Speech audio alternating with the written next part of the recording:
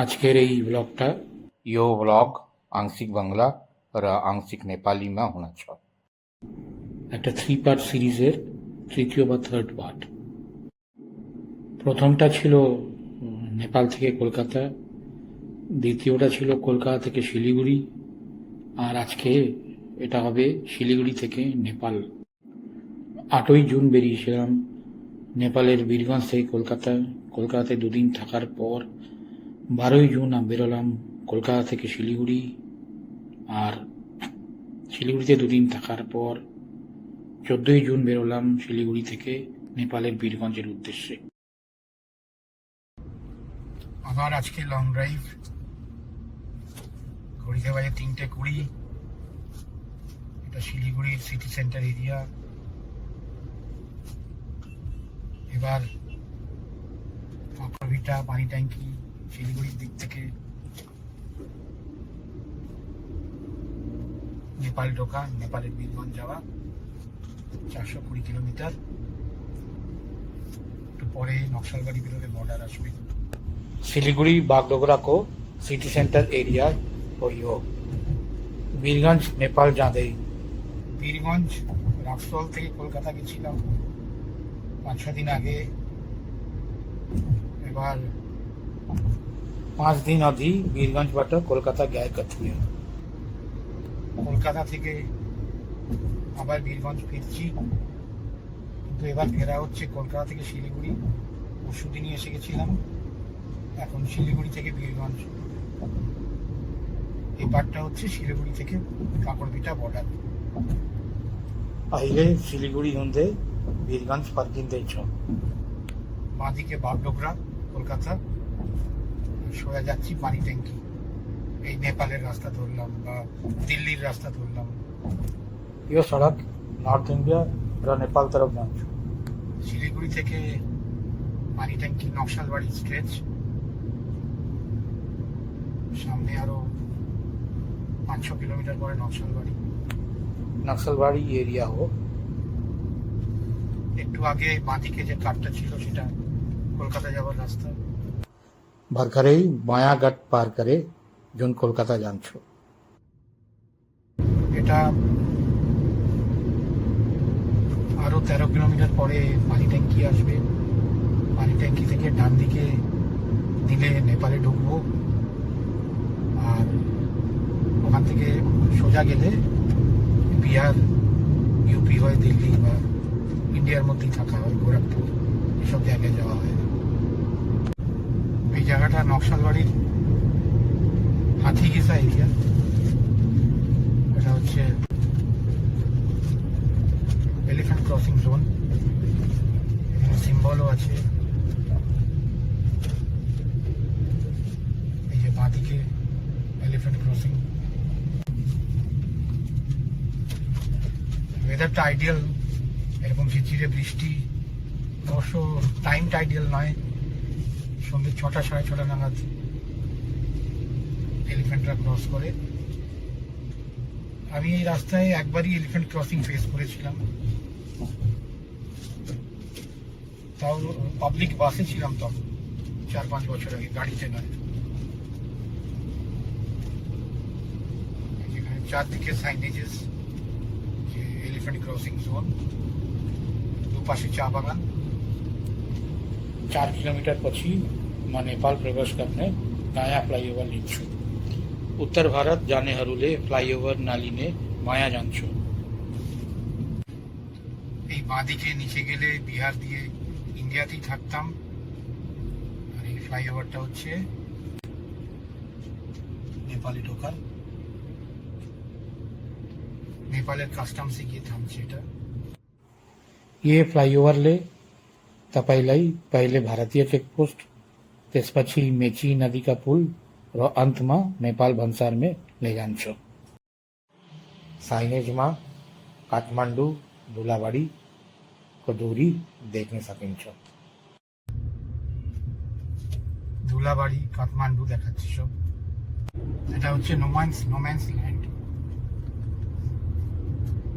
Messi নদীর ওপর। একটু আগে ফটোগ্রাফি করতে পারলাম না, অ্যাকচুয়ালি ফটোগ্রাফি করা অ্যালাউড নয়, কাস্টমস আর বর্ডার চেকিং হলো, ইন্ডিয়ানরা চেক করলো, ইন্ডিয়ান এসএসবি। নকশালের বর্ডারে কিছু চেক হয় না, শিলিগুড়ি পানি ট্যাঙ্কি এই দিকের বর্ডারে অনেক চেক হয়। এবার সামনে নেপালের চেকিং, এবার নেপালে ঢুকে গেলাম এই নদীর পাশেই। তো এবার আমি নেপালে গাড়ির কাস্টমস করাতে হবে, যেটাকে বলে ভানসার। গাড়ির কাস্টমস করিয়ে নেপালে ঢুকে গেলাম। এই হচ্ছে কাঁকড়বিটা, ভানসার করালাম 3 দিনের জন্য, 1 দিন এক্সট্রা রাখলাম হাতে। বীরগঞ্জ যাচ্ছি, এরমই রাস্তা নেপালে, এটা খুব ভালো রাস্তা। 7 দিন পর নেপাল ঢুকলাম, আবার ব্যাক টু স্কোয়ার ওয়ান। চাকরি জীবন শুরু পরশু থেকে। আজকে একটানা চালাবো না, ইটালিতে রেস্ট দেবো। এখনো দুটো ফোনেই ইন্ডিয়ান সিম, দুটোতেই একটা এনসেল একটা এনটিসি নেপালের সিম ভরতে হবে, নাহলে কেউ যোগাযোগ করতে পারবে না। একটু এগিয়ে যাই, পেট্রোল যেখানে নেবো সেখানে সিমও চেঞ্জ করে নেবো। জলও অনেকক্ষণ খাইনি, গাড়িতে জলও নেই, জলও নিতে হবে। 2 ঘন্টা আগেই নেপাল ঢুকে গেছিলাম। এটা হচ্ছে কাঁকড়বিটা থেকে ইটাহারি যাওয়ার রাস্তা, 100 কিলোমিটার প্রায়। এখানেও কনস্ট্রাকশন চালু হয়ে গেছে, সেন্ট্রাল নেপাল একদম লাহান। তারপর সামনে কাঙ্কাই নদী আসছে, সামনে একটা কাঙ্কাই নদী।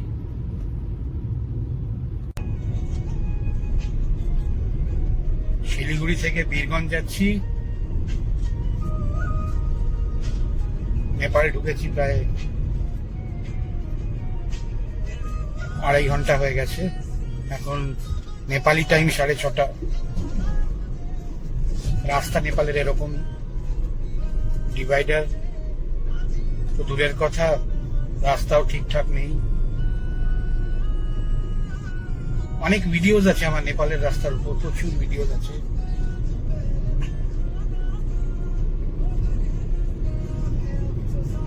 চারশো কিলোমিটার, গুগল ম্যাপস দেখায় 9 ঘন্টা। তো আজকে পুরোটা আমি যাব না, আরো 60 কিলোমিটার পরে ইটারি আসবে, ইটারি হোটেলে থেকে যাব। লাস্ট 1 সপ্তাহ ধরে অত্যধিক ড্রাইভিং হয়েছে, তখন একটু স্ট্রেস ফ্রি ভাবে গাড়ি চালাবো, আরাম করে। একদিন হাতে সময় আছে অফিস জয়েন করার, তো তাই কোনো তাড়াহুড়ো করছি না। सिलीगुड़ीबाट वीरगंज जाँदै गर्दा करिब 2 घन्टा अघि काकरबिटा पानी ट्याङ्की नाका पार गरे। समय साँझ 6:30 बजेको छ। काकरबिटादेखि वीरगंज 400 किलोमिटरका दूरीमा करिब 9 घन्टा लाग्छ। म आज राति वीरगंज जाने छैन, बरु इटारी नै बस्छु। यो पछिल्लो 7 दिनदेखि धेरै back to back long drives भएको छ। अब थप आरामदायी तरिकामा ड्राइभ गर्नु चाहनुहुन्छ, हातमा एक अतिरिक्त दिन छ। इटाहारीसम्म अर्को 55 किलोमिटर र करिब 1 घन्टा लाग्छ। আরো 50 কিলোমিটার ইটাহারি, আর টাইমও দেখাচ্ছে 50 মিনিট।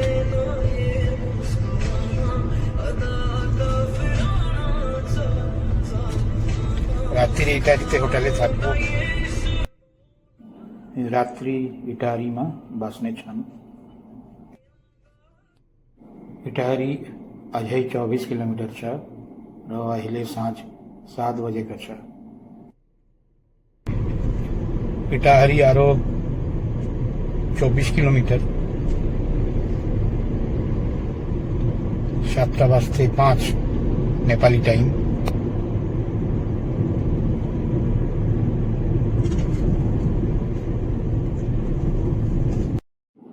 यहाँ इटाहारी होटल रॉयल रिसोर्ट में मेरी रात को बसाई। र गुन्द्रुक संग थाली खाना खाने मान लाग्छ म पुरै भात गुन्द्रुक हरियो खुर्सानी र अलिकति घिउसँग खाने सक्छु এটা নেপালি থাকালি থালি থাকালি হচ্ছে নেওয়ারিদের খাবার কাঠমান্ডু বেল্টের ইটাহারিতে খাচ্ছি এটা ভাত দিয়েছে অনেকটা এটার নাম হচ্ছে ঘুন্দরুক এটা শাক ফার্মেন্ট করে এটা একটা শাক এটা উঠ ভিন্ডি এটা আলু ভাজা উচ্ছে এটা কালি ডাল আলু ভাজা মিক্সড ভেজ এখানে ঘি দিয়েছে ভাতের সাথে মাখার জন্যে এখানে একটা নেপালি থাকালি আচার এটার নাম হচ্ছে গুন্দ্রুক এটা একটা ফার্মেন্টেড শাক 3 রকমের শাকের ফার্মেন্টেশন পালং শাক রাই শাক সর্ষে শাক আর তার সাথে কিছু নেওয়ারি স্পাইস আছে কাঠমান্ডু ভ্যালির হিমালয়ান হার্বাল স্পাইস এটার নাম হচ্ছে তিমুর স্পাইস তিমুর স্পাইস দিয়ে এটা দিয়ে পুরো গোটা ভাত খেয়ে নেওয়া যায় এমন এটা টেস্ট এর সাথে একটু ভাত আর কাঁচা লঙ্কা এটা দিয়ে পুরোটা খেয়ে নেওয়া যায় বিহানে 5 বাজিও ভোর 5টা একদম কাঁটায় 5টা ইটারির হোটেল থেকে বেরিয়ে পড়লাম ছোট গলির মধ্যে হোটেলটা ভালোই ছিল রয়্যাল রিসোর্ট এখান থেকে বাঁ দিকে নেব ডান দিকে ধারান উত্তর দিক পাহাড় বাঁ দিকে গিয়ে नेपालेर पूर्व पश्चिम हाईवे पड़ब बिहाने 5 बजे पूर्व पश्चिम राजमार्ग संग मिलने मायाली गई धेरै बादल लागेको आकाश होटेलबाट चेकआउट गरे अब वीरगंज तर्फ आकाश मेघाच्छन्न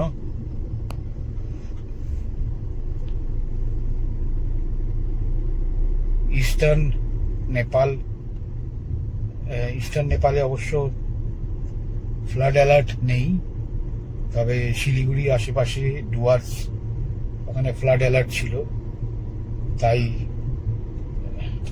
12 ঘন্টা আগেই বেরিয়ে পড়েছি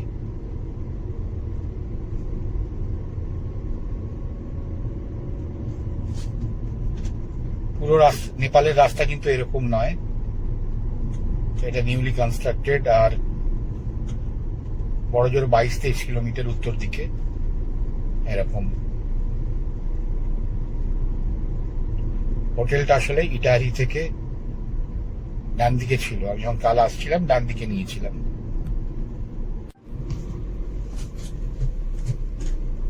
বীরগঞ্জ অ্যারাইভাল টাইম দেখাচ্ছে দুপুর 12টা এখন ঠিক 5:30 বাজে वीरगंज पुगने समय 312 बजे दिखाउँछ इनुरवा पुग्ने अझै 20 किलोमिटर এই জায়গাটা হচ্ছে ইটাহারি থেকে পেরিয়ে প্রায় 10 কিলোমিটার তো বীরগঞ্জ দেখাচ্ছে 290 কিলোমিটার নেপালের রাস্তা এরকমই কিছু কিছু জায়গায় এর থেকেও বাজে কালকে কাঁকড়ভিটা থেকে ইটাহারি অব্দি এন্টায়ার স্ট্রেচটা কনস্ট্রাকশন হচ্ছে তো খুবই স্লো মুভিং ছিল তো ঠিক আছে ভালোই ডিসিশন ছিল যে ইটাহারিতে রাত্রি থেকে যাব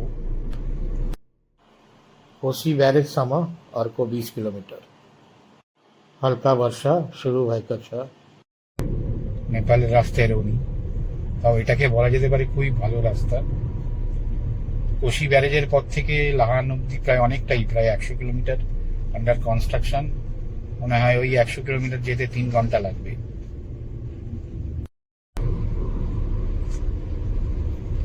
আরো 6 কিলোমিটার পরে কোসি ব্যারেজ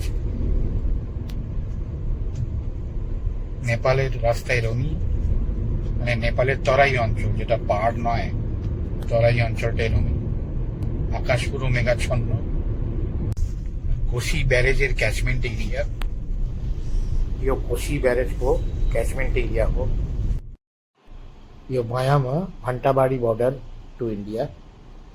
6:05 ঘড়িতে এবার কোশি ব্যারেজ দূরে দেখা যাচ্ছে। कोसी बैरेज ढाड़ा वाटर देखने सकते हो। এই হচ্ছে কোশি ব্যারেজ।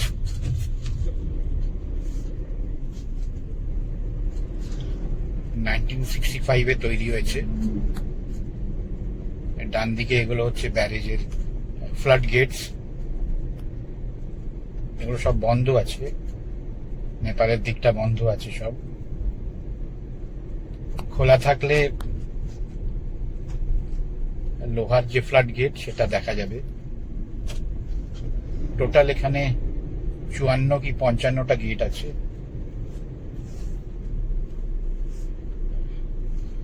নেপালের অপোজিশন পার্টিরা এই কোশি ব্যারেজটাকে এদের ইলেকশন মুদ্রা করে, যে বন্যার সময় জল ছাড়তে দেয় না আর করার সময় ইন্ডিয়া জল নেয়। এই যে এই গেট দুটো খোলা, ওপরে দেখা যাচ্ছে।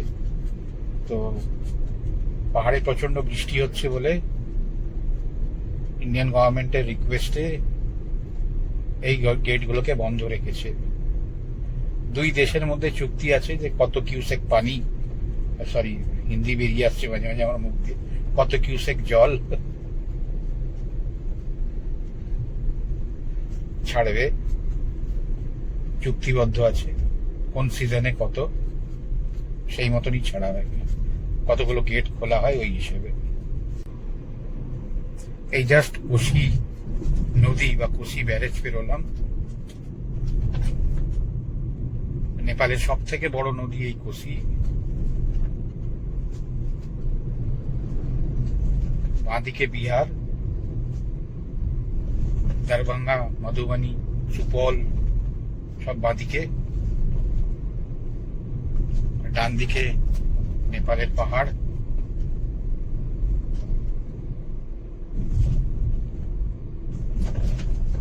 এটা হচ্ছে ব্যারেজের ক্যাচমেন্ট এরিয়া। এসব জায়গা পুরো ফ্লাডেড হয়ে যায় যখন কোশি নদীতে জল বাড়ে। यो कोसी नदी नेपाल का सबैभन्दा ठुलो नदी हो। ये नेपाल र बिहारमा हरेक वर्ष को बाढ़ी का कारण पनि हो। এই কোশি নদীটা এই ইস্ট ওয়েস্ট হাইওয়েটাকে ভার্টিক্যালি কাটে মাঝখান থেকে। তো কোশি ব্যারেজ বা ব্রিজটা is parallel to the Indo Nepal border. তো এ পাশটা এখন যেখানে আমি এটার ভিডিও হচ্ছে, এটা হচ্ছে নদীর পশ্চিম দিক, আর যেদিক থেকে এসেছিলাম ও পাশটা হচ্ছে পূর্ব দিক। তো এই নদীর পশ্চিম দিক আর পূর্ব দিকে ওয়েদারের ড্রাস্টিক চেঞ্জ সব সময়। ওদিকে বৃষ্টি হলে এদিকে হবে না, বা ওদিকে যেরকম মেঘাচ্ছন্ন ছিল, প্রচন্ড রকম কালো হয়েছিল, এদিকটা একদম খোলা। তাহলে এরকম রাস্তার দশা, চারদিকে কনস্ট্রাকশন হচ্ছে, কোনো একটা দিক কমপ্লিট করে করার কোনো বালাই নেই।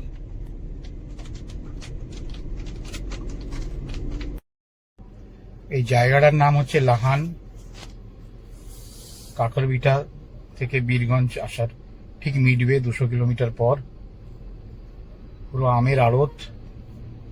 নেপালের এই জায়গাটা হচ্ছে ম্যাঙ্গো গ্রোয়িং বেল্ট। মালদই আম, যেটা মনে হয় আমাদের বাংলায় হিমসাগর বলে, নেপালি 60 টাকা করে কেজি।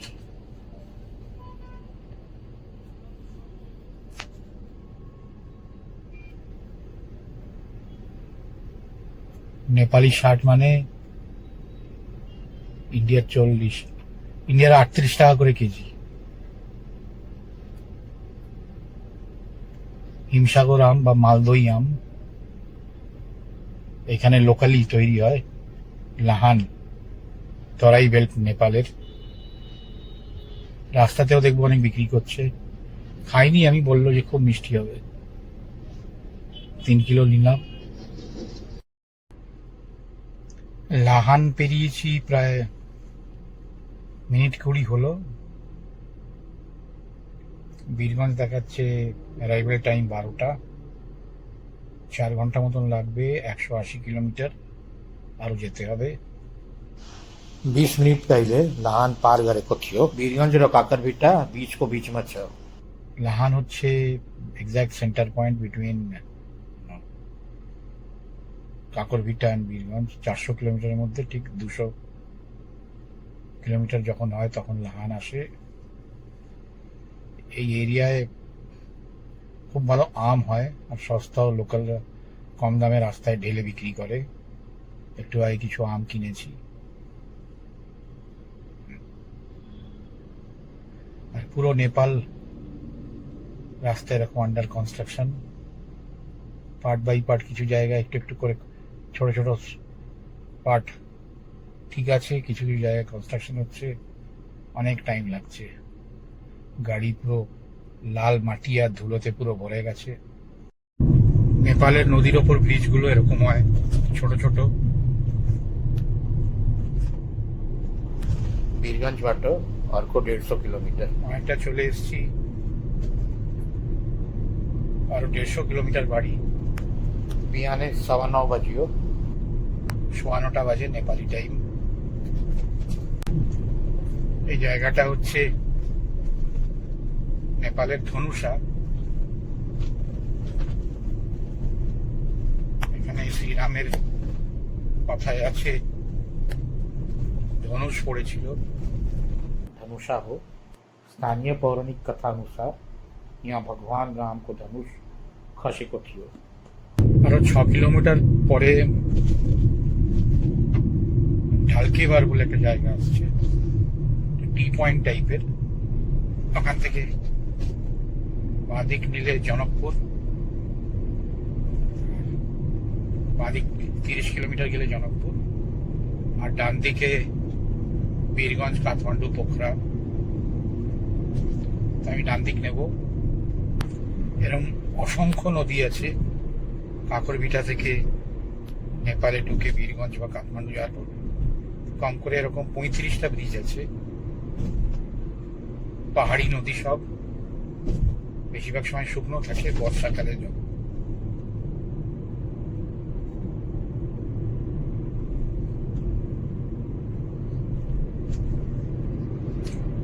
নেপালের রাস্তা এরকমই, মোটামুটি 40 অ্যাভারেজ ধরে প্ল্যান করতে হয় কোথাও যাওয়া।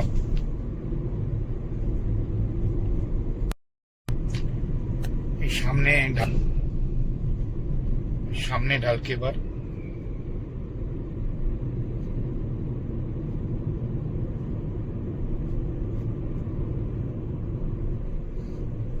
In 400 meters, at the roundabout, take the third exit. এই পুরো 400 কিলোমিটারের মধ্যে এই একটাই টার্ন, তাছাড়া কাকরভিটা থেকে বীরগঞ্জ একদম সোজা, কাউকে কিছু জিজ্ঞেস করতে হবে না। এই ডান দিকে যাব বীরগঞ্জ, বাঁ দিকে চলে গেছে জনকপুর, ডান দিকে যাব। প্রথম আসছি, দেখলাম রাস্তা একটা বড় হোটেল হয়েছে, নিশ্চয়ই কোনো রেস্টুরেন্ট হবে। গার্ড বলল ভেতরে রেস্টুরেন্ট আছে, ব্রেকফাস্ট পাওয়া যাবে। এই জায়গাটা হচ্ছে ঢালকেবার, সামনে বারদি বাস আসবে, পার্কিং এর জায়গা আছে ভালো।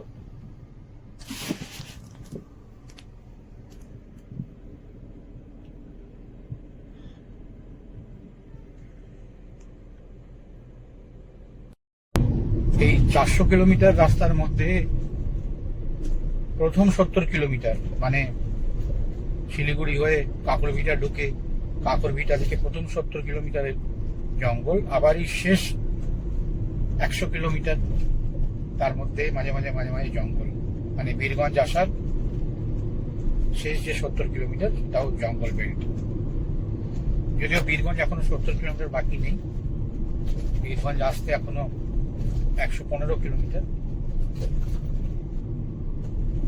তো টোটাল এরকম প্রায় সব মিলিয়ে 120 কিলোমিটার জঙ্গলের মধ্যেই থাকে।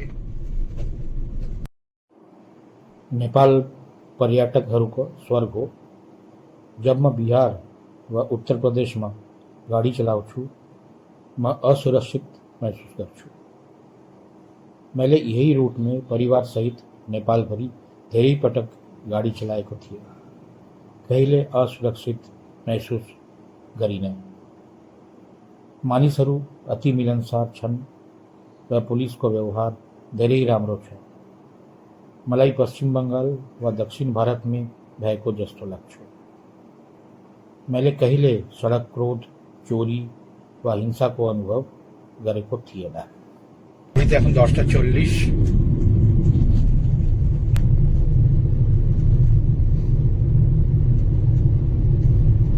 এই ব্রিজগুলো নেপালের খুবই চওড়ায় খুবই কম। যারা এখানে আসেনি আগে তাদের অ্যাক্সিডেন্ট হতে পারে, বিশেষ করে রাত্রির বেলা। এই ব্রিজগুলো দিয়ে দুটো গাড়ি একসাথে পারাপার করতে পারে না, কোনো একজনকে আগে দাঁড়িয়ে যেতে হবে। যারা নতুন আসছে এই রোডে তারা এটা জানবে না, এই ব্যাপারে সতর্কিত থাকা ভালো।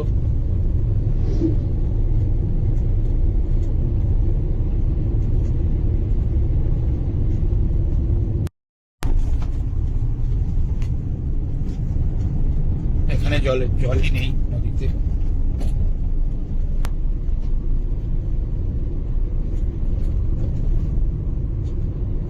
পূর্ব নেপাল ভেসে যাচ্ছে, আর এই মধ্যমাঞ্চল 42 ডিগ্রি টেম্পারেচার, একদম ড্রাই, হালকা মেঘ আকাশে।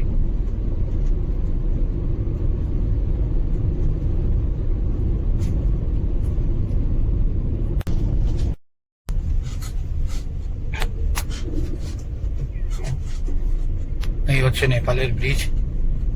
দুটো বড় ট্রাক পরপর আসতে পারে না।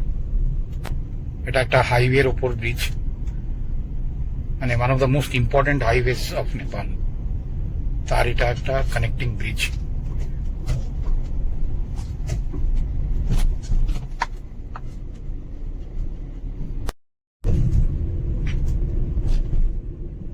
এটা হচ্ছে বাগমতী নদীর ওপর ছোট ব্রিজ। সামনে ট্রাকটার আমাকে পেরোতে অসুবিধা হবে। বীরগঞ্জ আর 35 কিলোমিটার।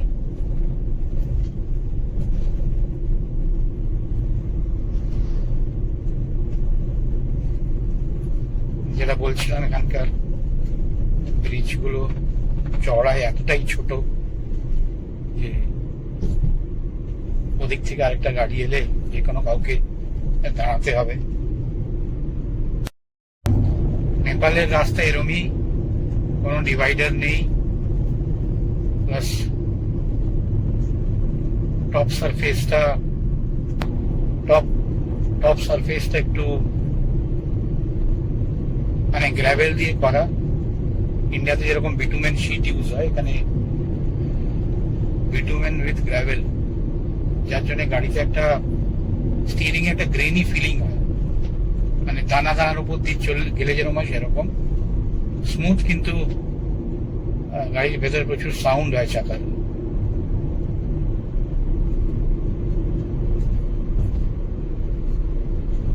ব্রিজগুলো খুব ছোট, মানে চওড়ায় ছোট বলছি। লাস্ট শনিবার বেরিয়েছিলাম বীরগঞ্জ কলকাতা ডাইরেক্টলি বিহার ঝাড়খণ্ড হয়ে, দুদিন থেকে তারপর কলকাতা শিলিগুড়িতে দুদিন থেকে শিলিগুড়ি নেপাল।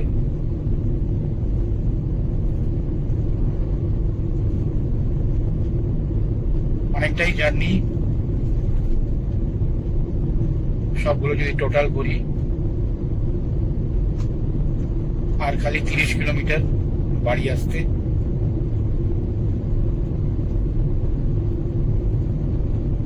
টোটাল জার্নির শেষের সীমায় এখন।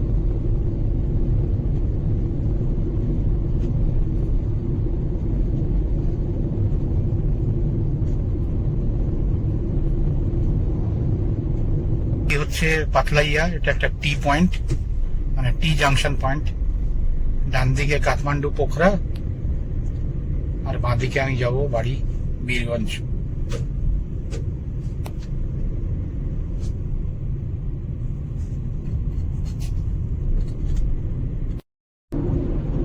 বাঁদিকে নিয়ে নিলাম,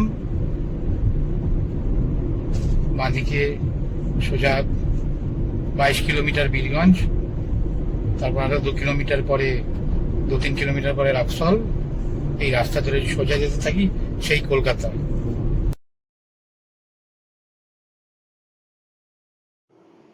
गत शनिवार वीरगंजबाट छुट्यो र यो शनिवार अर्थात् आज फेरि फर्कियो कोलकाता र त्यसपछि सिलगढी र अहिले सिलगढीबाट यहाँ फर्कियो। लगभग 1900 किलोमिटरको दूरी, 2 देश, 7वटा राज्य र धेरै जिल्लाहरू समेटेको यात्रा अब अंत में आइपुगेको थियो।